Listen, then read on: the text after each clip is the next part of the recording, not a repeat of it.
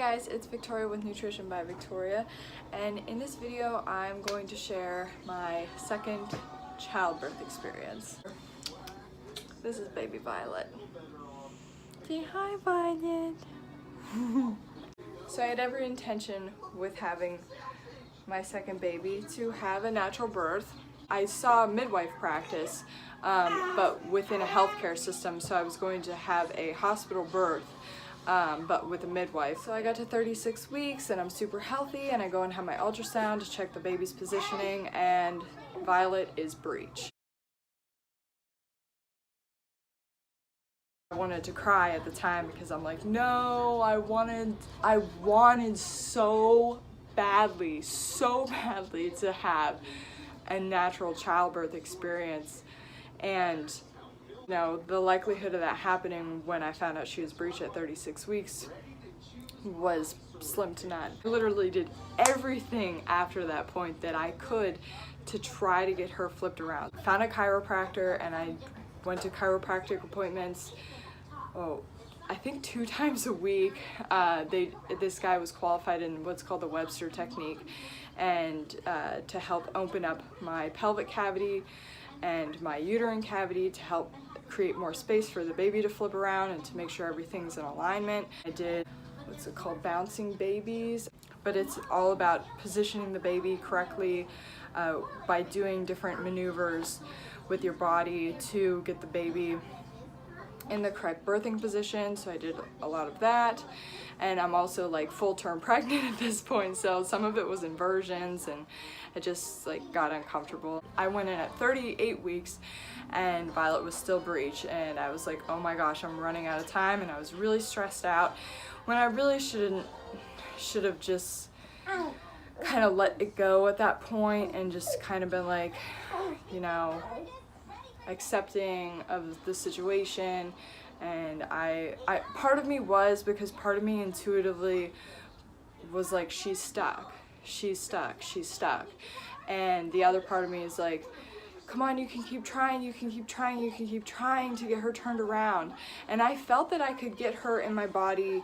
So she was sitting, her head was up here and her body wrapped around this way, and I could get her so that her butt would come up here and her head would come here, but I couldn't get her past that point on my own.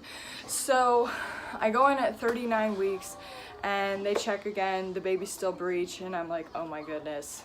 And I have to meet with a doctor at that point because right now I'm looking at a C-section.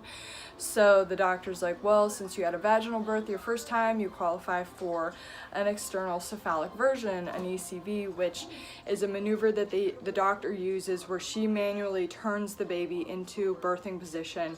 And then I was going to be induced at that point to keep the baby down. They were going to break my water, and I was going to go through a labor that way. I'd already had an intervention with my first baby, Lily. Come say hi. Hey, Mommy. And so I was at least prepared for that. I think if I would have went through a completely natural delivery with my first child, I would have been even more devastated. But I was like, okay, this is not my first rodeo with that kind of an experience. So I'm like, okay, you know, at least I can get the baby out where the baby's supposed to come out. And the reason I was so attached to having a vaginal delivery is because honestly it's the best thing for the baby to be pushed out through the vaginal cavity. They get covered in all this beautiful bacteria, and they get all their amniotic fluid squeezed out that way, and they just come out, you know, and that's the way they're supposed to come out. So my recovery also after having Lily was amazing compared to what I'm about to tell you happened next. I go in at 6 in the morning to the hospital where they're going to do this external cephalic version. I'm still like, I'm gonna have this vaginal delivery, and so I get all prepped up, and they give me the epidural. The version is happening. I don't feel anything, but it's like I can feel so much tugging on my abdomen. The doctor and the midwife are trying to turn the baby and they keep getting stuck, they keep getting stuck, they keep getting stuck. So the version fails and then they're prepping me for the C-section. Okay, so now I'm going in to have the baby. I'm all loopy from the medication. At this point, I'm starting to think something's wrong. I'm also kind of practicing detachment because I'm like, okay, there's nothing more I can do. I just hope that these people know what they're doing when they're going to cut my body open.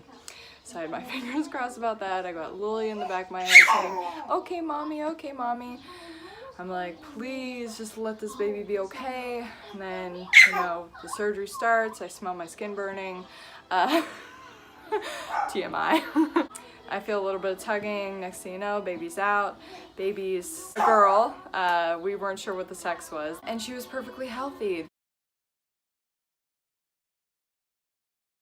They did say though that she was wrapped in her umbilical cord, so that's why she was breached. She was wearing the cord like a harness and it was on the shorter end. So that's why she was stuck, that's why she wasn't gonna move. And if I would have had a vaginal delivery, she probably would have died from oxygen deprivation. After having the baby, the medication made me sick, so I was, you know, sick for a little bit after that.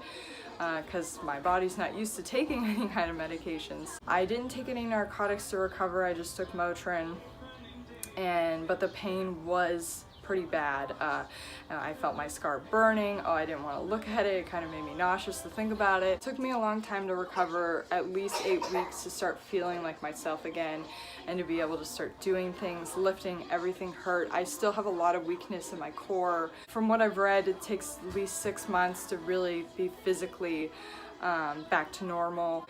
One thing that I did notice with the baby is that because she was C-section, she did have a lot of congestion, so I called her Snorty Pig because she was always kind of like snorty and congested her nose after she was born for at least the first month. Yes. And so I just had to use a bulb syringe on her nose, use a humidifier, and I also changed up my diet. I had reduced the amount of starch in my diet and really amped up the fruit content, and the fruit will stick to mucus and help it to come out. After about a month of changing the constitution of my milk, it had really helped her to cleanse out some of that congestion more. I definitely would choose a vaginal delivery over C-section if I could do it over again and not have a breech kid. I'm so thankful for medical intervention. I'm so grateful for how quickly my body's recovered. And here's my scar. Not too bad. I should show a video of what it looked like 4 weeks after I had the baby, because I had like that shelf pouch that everybody has when they're recovering from C-section.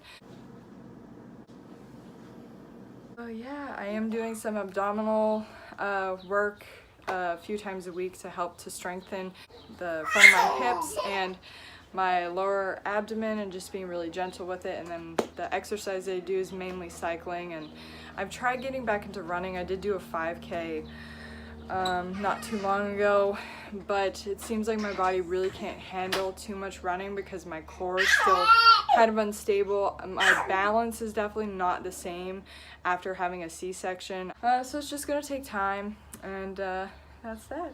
I also wanted to mention that this is my second pregnancy not having any stretch marks. In this second pregnancy, I gained 35 pounds, and with my first pregnancy, I only gained 22 pounds. So after both pregnancies, I have no stretch marks. I have a little bit of like dimpling up here in my abdomen, but otherwise, you know, this is like, it's 5 o'clock in the afternoon, pretty flat belly for the most part.